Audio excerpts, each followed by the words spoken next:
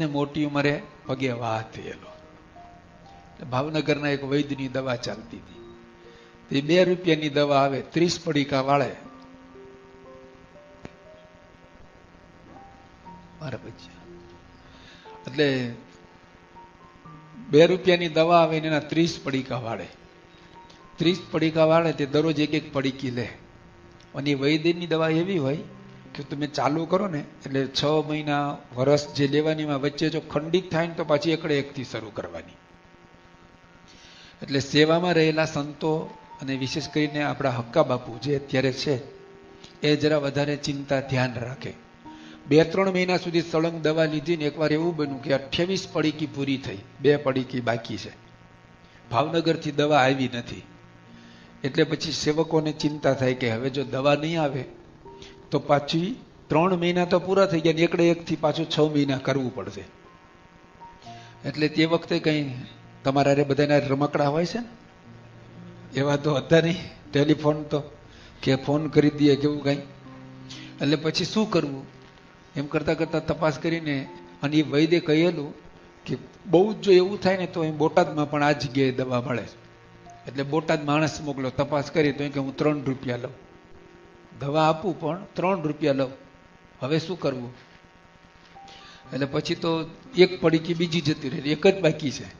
એટલે બોટાદ હકા બાપુ જાતે જઈ અને 3 રૂપિયા આપીને 30 પડીક એ દવા લઈ આવ્યા. પછી એને પડીકો તો અહીં વાળવાની હતી. અને જેવા અહીં લાવ્યા અને શાસ્ત્રીમાં ખબર પડી કે એવી રીતે દવા લાવ્યા છે. શાસ્ત્રીમાં કે કેમ દવા લાવ્યા? તો કે સ્વામી દવાની 1 જ છેલ્લી પડી ગઈ. તો કે તોય નહીં લાવવાની. કેટલા નહીં લાવ્યા? તો કે 3 રૂપિયાની. તો કે પાછી આપી આવજા. કેમ 1 રૂપિયો વધારે આપ્યો? પૈસો મફત આવે છે. હવે તો સ્વામી માટે જતું હતું દવા. અને આવી રકઝક કરી ત્યાં તો ભાવનગરથી કોઈ માણસ આવ્યું, એની દવા આવી કે મારે પાછી આપી આવજા અત્યારે. બોલો કે સ્વામી આવતા મહિને આપણને કામ આવશે. સ્વામી કે આવતા મહિને 2 રૂપિયાની જ મળવાની છે ને, આવતા રૂપિયા કઈ થોડી 3 રૂપિયાની મળવાની. તો આને શું કહેવાય? હજી એનાથી થોડોક આગળ સ્વામી એટલાદરાની અંદર હતા અને છેલ્લી અવસ્થામાં બીમાર હતા ત્યારે શાસ્ત્રીમાં જ હજી વાત કરું, દવા લેવાની. હવે દવાની અંદર એવું હતું કે ઘીના 5-10-7 ટીપા લઈ અને એની અંદર થોડીક દવા લઈને ચાટવાની હતી. અક્ષર પ્રિયદાસ સ્વામી કરીને જૂના સંત શાસ્ત્રીમાંના વખતના એ સેવામાં હતા. નાની સ્ટીલની કઈ વાટકી છે એમાં થોડું ઘી લાવ્યા. દરરોજ દવા આપતા હતા. આજે દવા આપવામાં ઘી વધારે લાવ્યા છે. થોડું વધારે એટલું કઈ પાસેર અડધો શેર એટલું નહીં, પણ નોર્મલ હોય એના કરતા વધારે. શાસ્ત્રીજી મહારાજે જોયું અને કહ્યું કે આ વધારે ઘી છે.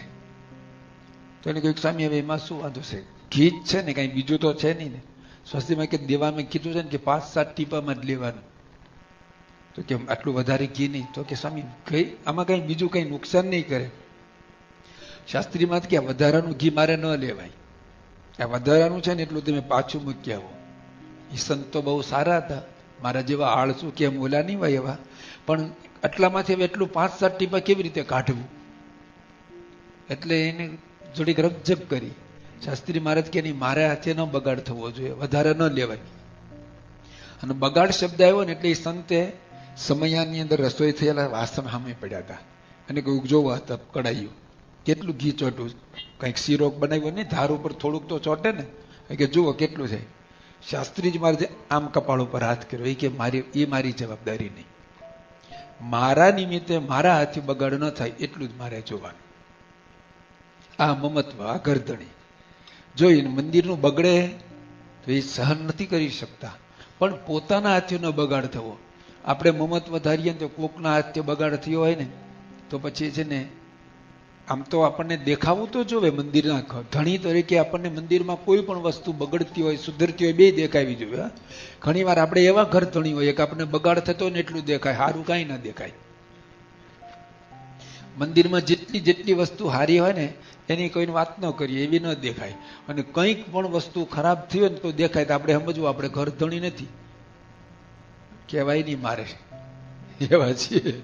શું તો ઘર ધણીને આવું દેખાય. તો આવી પરિસ્થિતિ એકવાર સારંગપુરની અંદર એક રસોઈયો રાખે છે અને રસોઈયો 10 રૂપિયાનો, ખાલી મહિને 10 રૂપિયા ભાડું. કારણ કે સંતોને સવારે વહેલા ઉઠીને રસોઈ કરવાની, પછી પૂજારીમાં જવાનું, પછી પાછું મંદિરનું કામ ચાલતું, એને કારખાના કહેવાય. જૂના સમય કારખાનું શબ્દ હોય ને એટલે એ સમજવાનું કે મંદિરનું જે કામ ચાલતું હોય ત્યાં જવાનું, પાછું આરતીનો ટાઈમ થાય, આરતી ઉતારવાની, હરિભક્તોને પીરસવાનું. એટલે સંતો બહુ ઓછા, અને આવી ખેંચ હતી ને એટલે પછી બધા નક્કી કરીને રાખ્યું. શાસ્ત્રી મહારાજ ગુજરાતમાં હતા ને ખબર પડી. સારંગપુરનો પ્રસંગ છે સંત સ્વામીના વખતનો.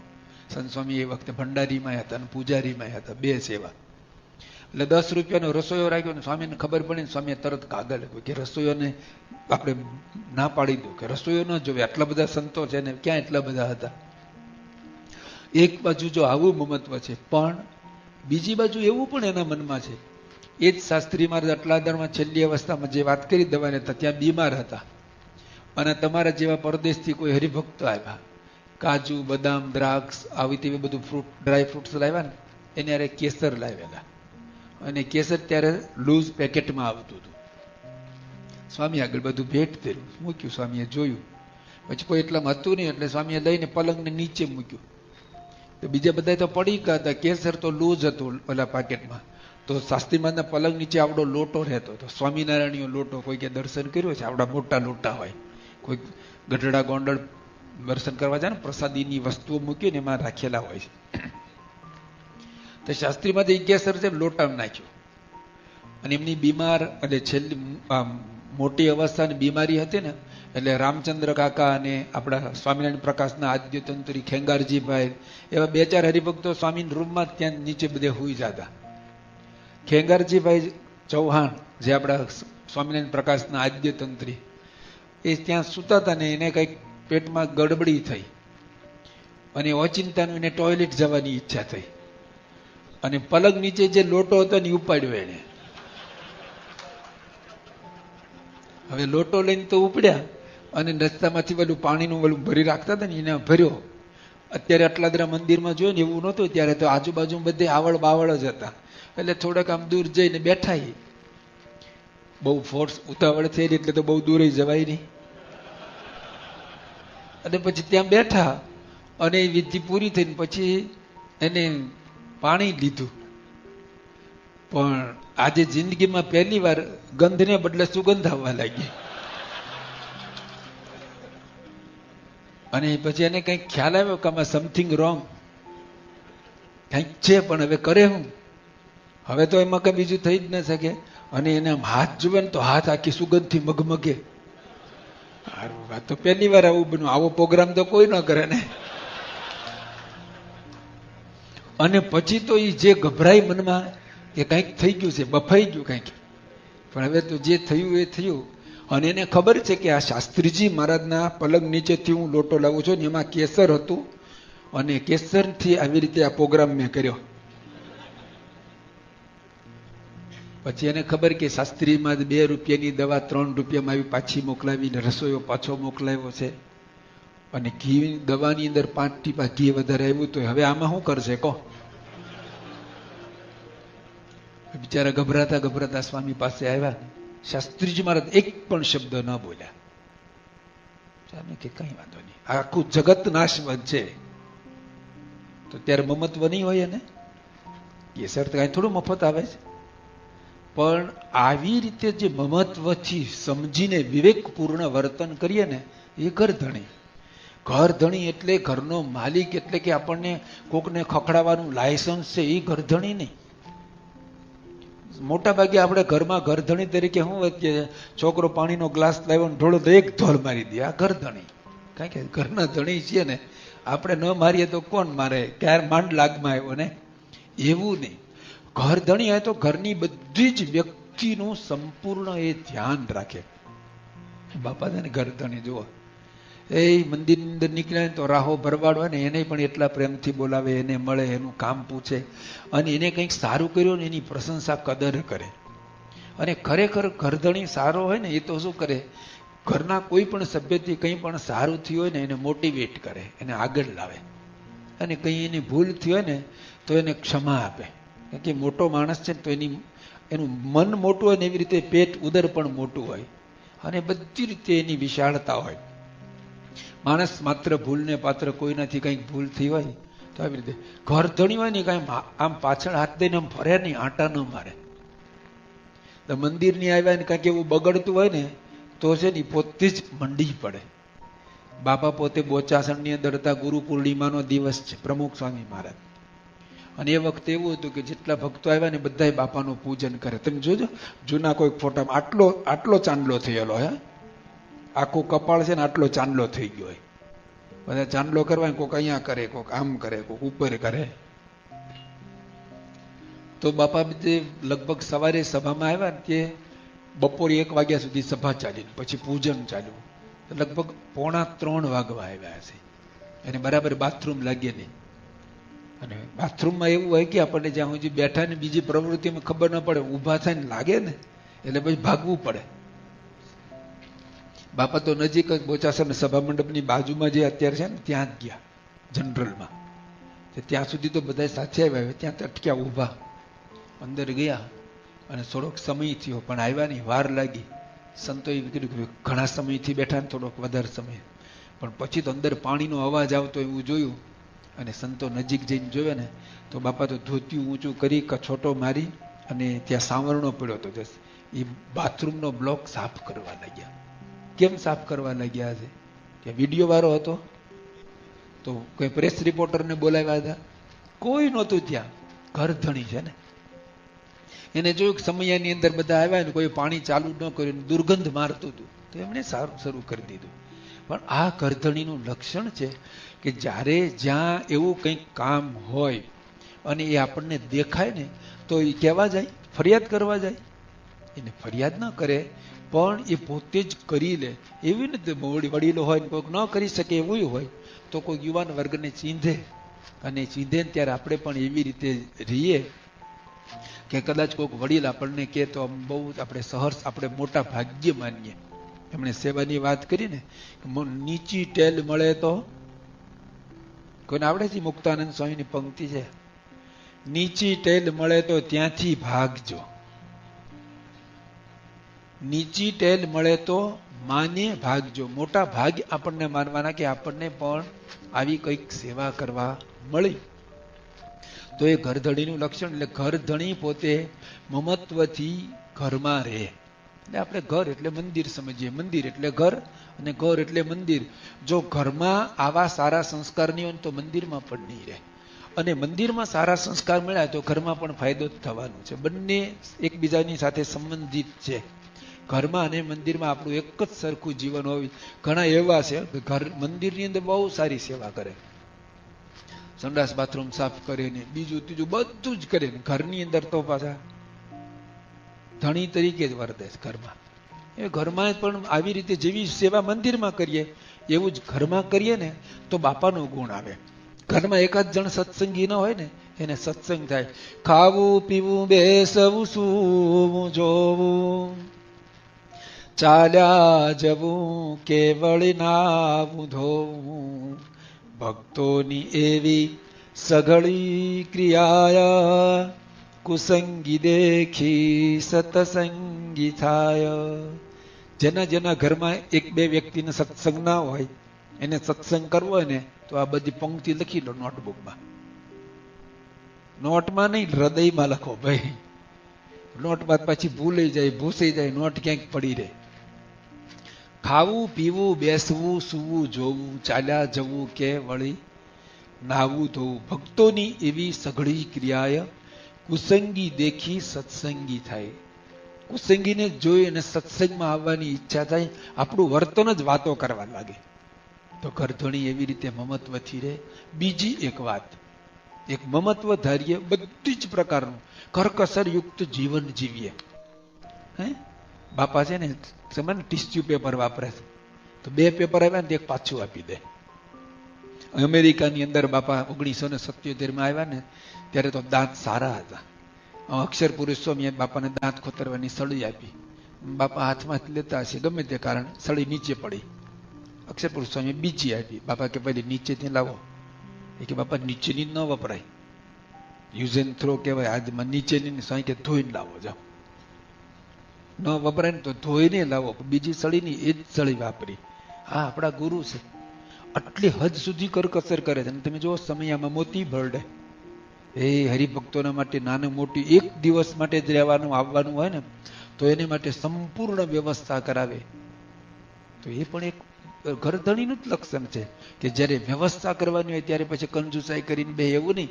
વ્યક્તિ ઘરધણી એ કહેવાય કે વિત્ત, વ્યક્તિ અને વસ્તુ, આ ત્રણેયને ઘરમાં આવતા પહેલા એનો વિચાર કરે. ઘરધણીના ઘરની અંદર કોઈ પ્રવેશ કરે ને તો આ બધાનો વિચાર કરે અને એનો વ્યય કરીને પણ પાછો વ્યાપ કરે. ઘરનો મુખ્ય માલિક હોય એને વ્યવસ્થા કરવા માટેનું કદાચ પૈસાનો વ્યય કરવો પડે તો ત્યાં પણ એ કરે. ત્યાં પછી કઈ કંજુસાઈ કરે ના ચાલે. જ્યારે જરૂર પડે ત્યારે બધું જ કરવું પડે. હરિભક્તો મેમાં મારો જ પ્રસંગ છે. 1977 બાપા પરદેશ આવ્યા ને, પહેલા અંડર ટ્રેનિંગમાં હું હતો, એમની સેવામાં રહેવાનું હતું ને, એટલે 1-2 મહિનાથી કે ભાઈ બાપાની સેવામાં કેવી રીતે રહેવું, રસોઈ થોડીક નાની મોટી બનાવતા, દાળ ભાત શાક આ તે આવડે ને. તો એ વખતે પછી બાપાનું દક્ષિણ ભારતમાં વિચરણ હતું, હું સાથે હતો. અને બાપા સાંજના ગોવા જમવા બેઠા, ગોવામાં હતા, એ જમવા બેઠા બધું જમીન છેલ્લે ખીચડી પીરસવા નીકળ્યા. તે દેવચરણ સ્વામી ખીચડી પીરસતા, મને કે ઘી લઈ લે પીરસવા. તો હું ઘી લઈને નીકળ્યો પાછળ. હવે ઘી લઈને આમ ઉતાવળે આવ્યો ને તો ચમચી સાવ નાની એવી આવી, સાવ નાની હતી. અને બાપા બેઠેલા અને બાપાની સામે હરિભક્તોમાં આપણા એપી પટેલ નૈરોબી ધર્મજવાળા એ સાથે હતા, એ બેઠેલા. આ બાજુ મહેન્દ્રભાઈ બેરિસ્ટર અને એમના બનેવી વિષ્ણુભાઈ અને પરશુરામભાઈ, આ 4 જણા સામે બેઠેલા. અને પછી હું તો ઘી પીરસવા નીકળ્યો તો બાપાને ચમચીથી આમ 2-3 ચમચી મેં ઘી આપ્યું, હાવ નાની હતી. અને આ લોકોને 1-1 ચમચી આપી અને હું અંદર જતો રહ્યો. મારે હેતુ એવો હતો કે બાપા માટે અંદરથી મારે પૂડા પણ મેં બનાવેલા. તમે હજી એક પૂડો તવામાં શેકાતો હતો ધીમા તાપે, તમે લઈને પાછો લાવીને થોડોક આપું. એટલે મેં જરાય હરિભક્તોનું સામ ખાસ ધ્યાન ન આપ્યું. આમ 1-1 ચમચી નાખી ન નાખી હું ભાગ્યો. હું પીરસતો ને મારી સામે ને સામે આમ જોતા હતા. અને હું જેવું આમ નીકળ્યો, મને કે બેસ, આવ્યો નજીક, મને કે આવી રીતે ઘી પીરસાય? તો મેં છે ને ડાપણ કર્યું. હવે હું સાધુ થયો ને, પહેલા મારા નામે જ એક સંત હતા, એને હું સાધુ થયો એને પહેલા 10 દિવસ પહેલા જે ધામમાં ગયેલા એનું જ નામ બાપાએ મારા ઉપર નાખેલું. એ મહંત સ્વામીના મોટા ભાઈ, આપણા મહંત સ્વામી છે એના મોટા ભાઈ, એનું નામ જ્ઞાનપ્રિય હતું. પણ એને બાપુ સ્વામીથી જ બધા ઓળખતા, જ્ઞાનપ્રિય કોઈ કહેતું નહીં. તો હું સાધુ થવા આવ્યો પહેલા મેં આ બધી વાત સાંભળીને મેં કીધું કે બાપુ સ્વામી એવું કહેતા. હું કોને કહું છું? આમને, હા, બાપાને કહું છું. મેં કીધું બાપુ સ્વામી એવી કહેતા ગ્રહસ્થને છે ને ઊંધી ચમચીથી ઘી પીરસવું. એવું હું ડાપણ એમને શીખવાડું છું. હવે બાપુ સ્વામી કયા અર્થમાં ક્યાં ક્યારે બોલ્યા મને કઈ રેફરન્સ ખબર નથી. અને મેં એમની આગળ મારું ડાપણ નાખ્યું. મને કહું ઊભો થા, કે ભાન પડે છે કે ક્યાં બેઠા છે, કોનું ઘર છે, કેવા માણસ સામે બેઠા છે, ખીચડીમાં કેવી રીતે ઘી પીરસાય. તો આ મમત્વ છે, ઘરધણી છે. નહીં તો સારું, બહુ સારું હતો. ગૃહસ્થને આવી રીતે જ પીરસજો મંદિરમાં, તો તમે કોઈ આવો. તો આ ઘરધણીની રીત છે કે જ્યાં જેવું મમત્વ ધારવાનું હોય એ બધું જ સમજાવે. એટલે એને ઘરધણી કહેવાય. ઘરનો માણી ધણી તો કોઈ પણ રીતે ઘરમાં, કુટુંબમાં, સમાજમાં, સત્સંગમાં ગમે ત્યાં ફરતો હોય, એના કુટુંબનું, કુળનું, એના કાર્યનું ક્યાંય ખોટું ન દેખાય ને એવી રીતે વર્તે, એ ઘરધણી કહેવાય. એટલે કે સાચા અર્થમાં બાપા ઘરધણી છે. જ્યાં મમત્વ રાખવાનું આવે ત્યાં સંપૂર્ણ મમત્વ પણ રાખે. અમારા સંતો કોઈ પણ આમ ગાડી આપી હોય ને વિચરણમાં અને બાપાની પાસે જવાનું હોય ને તો ખબર પડે ને તો તરત આમ ગભરાય. સ્વામી પૂછે કેમ આવ્યા? કારણ એ ઘરધણી છે. જરૂર હોય ને તો છેક કલકત્તાથી ત્યાં પ્લેનમાં આવ્યા ને તોય ના પૂછે. પણ વગર કારણે આવે ને તો કે સમાગમ કરવા, તો એવો સમાગમ નથી કરવા દેતા. હા, હવે એના માટે જ મૂંડાવ્યું છે ને, તો ઈચ્છા આવે ત્યારે ન જવાય. એ ઘરધણી જગ્યાએ પેટ્રોલ કઈ પાણીથી થોડી ગાડી ચાલે છે. એ બધું જ પૂછે અને માઇલેજ લખાવરાવે છે, ક્યાંથી કયા ગામ ગયા, શેના માટે ગયા. આ ઘરધણી છે. અને જરૂર પડે તો એક સંત બીમાર હતા અને કંઈક દવા કરવાની, સ્વામી લખ્યું કે 1 થી લાખ રૂપિયાનો ખર્ચો થાય ને તો એ પાછું વાળી નહીં જોતા. આપણા સર્વમંગલ સ્વામી અહીંયા આવ્યા હતા, તમને ખબર છે ને, બ્લડ કેન્સર થયેલું. અને પછી તપાસ કરાવી અને કહ્યું કે એને કંઈક શું કહેવાય ઓલું કરવું પડે ને, એને કંઈક બહુ મોટો ખર્ચો હતો. મારા ખ્યાલમાં બહુ એટલે બહુ જ મોટો. બાપા કે ગમે તેટલો ખર્ચો હોય, અને ડોક્ટર કિરણભાઈને કહેલું કે અમેરિકા લઈ જવા પડે તો અમેરિકા લઈ જાઓ. એને કહ્યું બાપા આટલો મોટો ખર્ચો થાય, કંઈ 50 લાખથી વધારે હતું. સ્વામી કે કરોડ રૂપિયા કેમ નથી થતા? તો આ ગરદણી છે. એટલે ઘરમાં પણ તમે અને મંદિરમાં પણ જે વિભાગની અંદર જ્યારે આવવું જરૂર હોય, પણ આપણે ત્યાં ઘણી વાર શું થાય છે કે આપણને એવું મમત્વનું હોય ને તો મંદિરની અંદર વ્યવસ્થાને કારણે વિભાગ પાડવામાં આવ્યા હોય. એટલે કોઈક વિભાગમાં બગડતું હોય ને કંઈક થતું હોય ને એટલે પછી આપણે છે ને એનો અવગુણ લઈએ અને એની વાત બીજાની આગળ કરીએ. કારણ કે આપણે પાછા શું કરીએ કે આપણને હોદ્દો ન હોય, કારણ કે જેટલી વ્યક્તિ છે ને એટલાને હોદ્દો ન હોય. જો હોદ્દો જોતો હોય તો યોગી બાપાનો લંડનનો છેલ્લો પ્રસંગ યાદ કરી લઈએ. બાપા લંડનમાં હતા અને સભા પૂરી થઈને પછી આવ્યા મેઘાણી સાહેબ, તો કે અમારા મંડળના પ્રમુખ આવ્યા. પછી વળી કંઈક બીજા આવ્યા તો કે આ પ્રમુખ આવ્યા, ત્રીજા આવ્યા તો કે આ પ્રમુખ આવ્યા. એટલે હક્કા બાપુ કે બાપા આમાં તો તમારા મંડળમાં પ્રમુખ કેટલા હોય? એક પ્રમુખ હોય, એક ઉપપ્રમુખ હોય, એટલે એને કદાચ પ્રમુખ ભૂલમાં બોલી જાય, પણ જેટલા આવે એટલા પ્રમુખ. બાપા કે અમારે તો સેવા કરે એ બધાય, જો આપણે બધાય થઈ જઈએ. હાલો, આવું નથી થવું કોઈને, નહીતર તો છે જ ને. તો જો દરેક વ્યક્તિને હોદ્દો ન હોય તો જેને હોદ્દો ન હોય ને એને હોદ્દાની ઈચ્છા નહીં. હું આમ છેલ્લે બેહે, પેલો બેઠો ખૂણામાં બેઠો, આમ કે આપણે બસ એ શાંતિથી ભજન કરીએ. તો શાંતિથી ભજન કરે ક્યારેય બોલે છે કે હું શાંતિથી ભજન કરીએ? અશાંતિ છે ને એટલે એવું બોલાય. આપણા મનમાં અશાંતિ હોય ને એટલે આપણે કે આપણે બસ કાંઈ નહીં, આપણે એ શાંતિથી માળા ફેરવીએ. જે શાંતિથી માળા ફેરવે ને એ કોઈને કહે નહીં કાંઈ, એ કોઈનો અવગુણ ન લે. પણ આપણે પછી કોઈક ડિપાર્ટમેન્ટની અંદર કંઈક એવું હોય ને તો આપણે કરીએ નહીં અને બીજાને કહીએ અહીંયા ભાઈ એને બોલાવીએ અને કે જો ઓલી પણ જો તું જા, જોયું આ રસોઈ કેટલી બગડી. જો સ્વામી મમત્વની વાત કરતા હતા ને, 2 પૈસાની દવાની વાત કરતા હતા ને, 2 ટીપા ઘીની, જો આ ખૂણામાં જો લે. એટલે 5 જણાને બતાવે. ન બતાવો એવું નથી કેતો, આંખ છે દેખાય. કોને બતાવવાનું? એ ડિપાર્ટમેન્ટની મુખ્ય વ્યક્તિ હોય ને એની સાથે તમને આપણે સંબંધ ન કેળવી શકાય, સારું ન હોય ને તો મંદિરના જે વ્યવસ્થાપક હોય ને એને કહે સ્વામી મારે આંખે આવું દેખાયું અને આ મેં જરા જોયું, તમે તપાસ કરજો. પહેલી વારે તો કોઈ સાચું માનવાનું નહીં. ડોક્ટર સ્વામી તો ત્યાં સુધી કહે છે બીડી જેવી બીડી દેખાય ને તો એ પણ સમજો કદાચ અજમાની હોય, અંદર અજમો ભર્યો હોય. ડોક્ટર સ્વામી તો એટલા ઊંચા છે આપણા, કે અંદર તમાકુ ન પણ ભર્યો હોય. કોઈ વૈદ્ય કીધું હોય તો અજમો પણ ભર્યો હોય, એમાં કોઈ દિવસ ખોટ નહીં જાય. ગુણ લેવામાં ખોટ નહીં જાય, અવગુણમાં ખોટ જશે.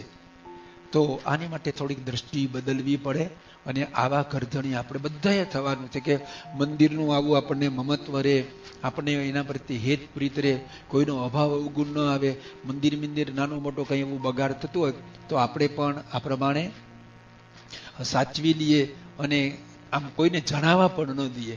આપણા ઘરની અંદર આપણા દીકરા દીકરી કે કુટુંબીજનોમાં કોઈનામાં કંઈક ખોટ હોય, અવગુણ હોય, કંઈક અપલક્ષણ હોય તો આપણે બાજુવાળાને જઈને એને વાત કરીએ. તો આપણે ઘરમાં રહેતા તો આપણને ન દેખાય? દેખાય. એમ આટલો મોટો સમુદાય છે. આપણે આને મંદિર કહીએ છીએ ને, બીજી બાજુ આધ્યાત્મિક હોસ્પિટલ પણ છે.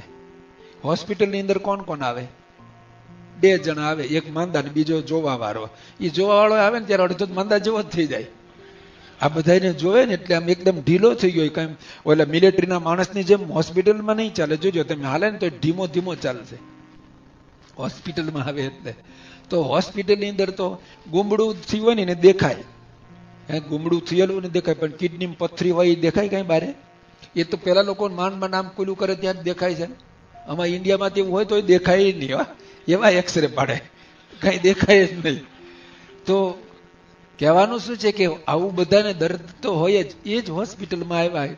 તો આ સત્સંગ સમુદાયની અંદર જુઓ તો કંઈક ને કંઈક એવી જે ખામી તો દેખાય જ, પણ એ કંઈ બારે જાહેર કરવાની હોય નહીં.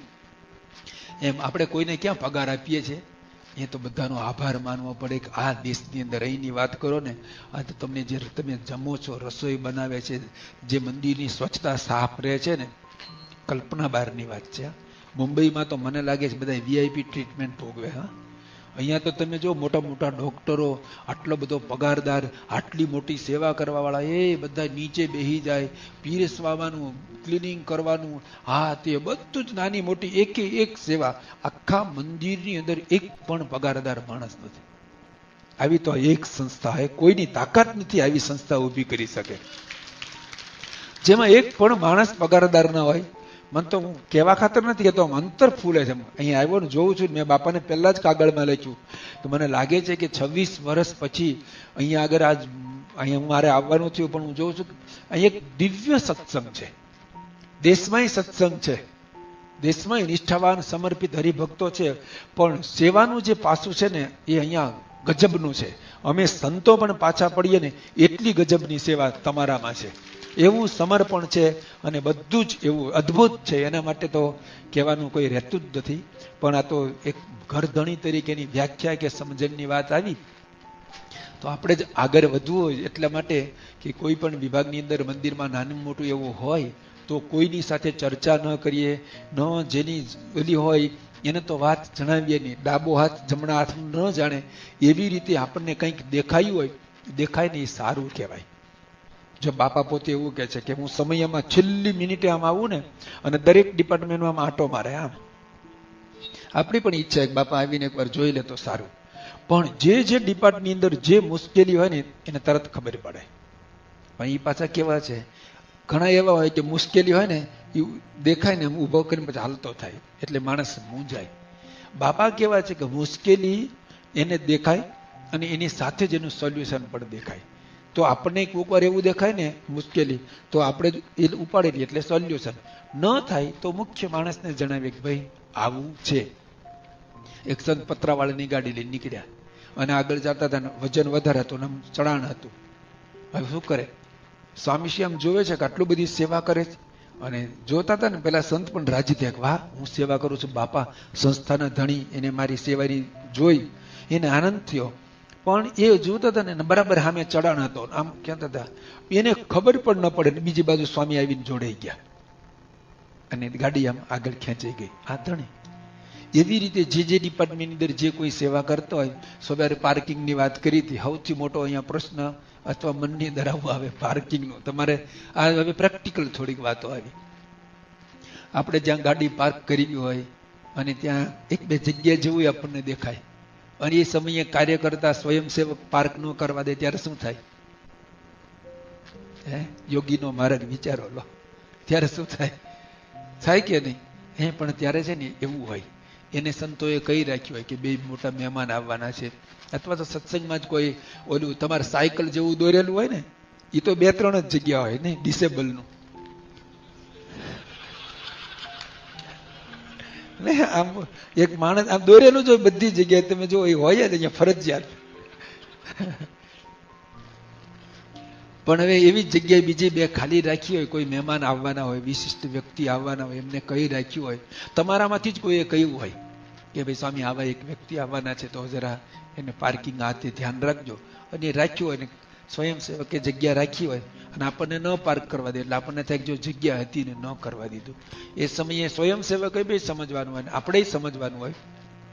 પણ સ્વયંસેવક છે ને એ સંતોના આધીન અથવા તો વડીલ કાર્યકર્તાઓને આધીન હોય છે.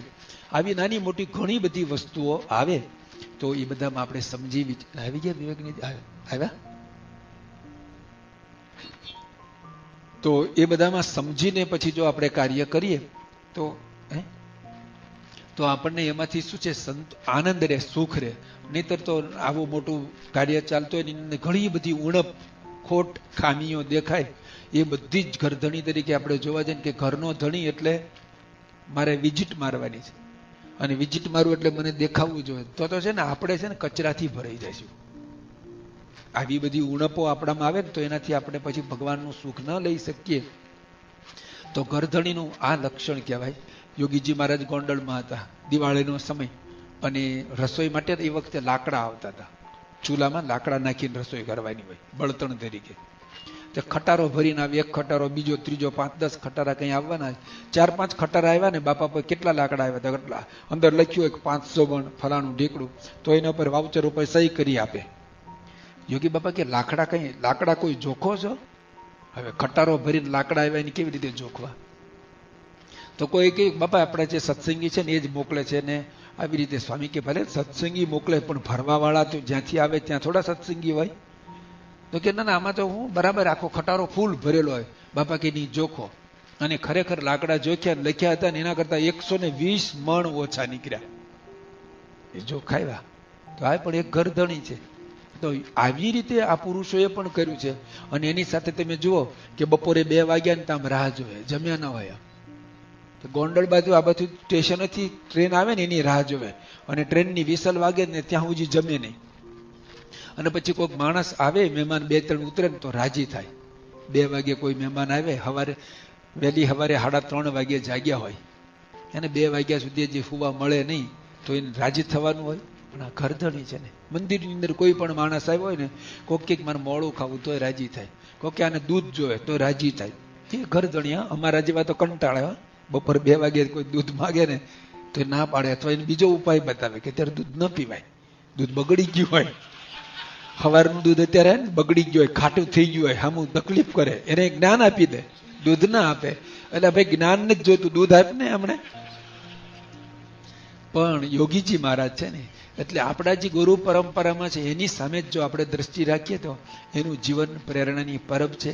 એના જીવનમાંથી આપણને ખૂબ જાણવાનું મળે. આધ્યાત્મિક માર્ગમાં આપણે એક જ વસ્તુ વ્યક્તિ જોવાની છે, એની જ સામે નિશાન રાખીને એ આટલી મોટી સંસ્થામાં આપણા બધાના દોષ નહીં. આપણે તો આપણે જે પ્રવૃત્તિ હોય ને એના આપણને દોષ દેખાય, પણ એને તો આપણી પ્રકૃતિના દોષ દેખાય. આપણા એક વ્યક્તિની અંદર શું છે ને એને બધી ખબર છે. લો, મારી અંદર, હું તમારી આગળ હારી ડાય વાતો કરું છું, પણ મારી અંદર શું રહેલું નહીં ખબર પડતી હોય.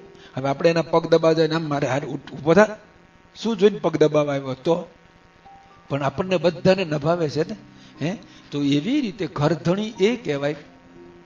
ગુણાતીતાનંદ સ્વામીની વાતોમાં લખ્યું, જેમ પોતાની મા, બેન ને દીકરી ઉઘાડા દેખાય તો એ શું કરે? આમ આંખ કરીને જોવે, વાહ, આમ કરે, આંખ બંધ કરી દે, કેવી બળતરા થાય. એવી રીતે સત્સંગની અંદર પણ કોઈ પણ વસ્તુ એવી દેખાય તો આપણે આંખ બંધ કરી દઈએ, અથવા યોગ્ય વ્યક્તિને જઈને કહીએ તો એ ઘરધણી કહેવાય. તમે તો ઘરમાં જ રહો છો,